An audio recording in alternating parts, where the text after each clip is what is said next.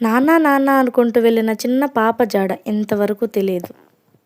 జాహ్నవి అనే 2.5 ఏళ్ల చిన్న పాప వాళ్ళ నాన్న పొలంలోకి వెళ్ళడం చూసి వెనకే వెళ్ళిందట. పాప వచ్చినట్టు వాళ్ళ నాన్నకు కూడా తెలియదట. తిరిగి అరగంట తర్వాత వాళ్ళ పేరెంట్స్ వెతుక్కుంటే పాప ఎక్కడా కనిపించలేదు.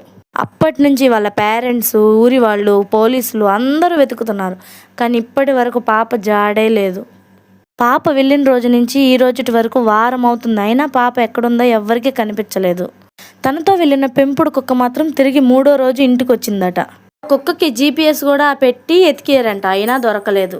పోలీసులకి ఆ కుక్క మీద ఉన్న హోప్ కూడా పోయిందట ఈ రోజుతో. ఎందుకంటే ఆ కుక్క కూడా చనిపోయిందట. మరి ఈ వారం రోజుల నుంచి పాప ఎక్కడుందో, ఎలా ఉందో ఆ దేవుడికే తెలియాలి.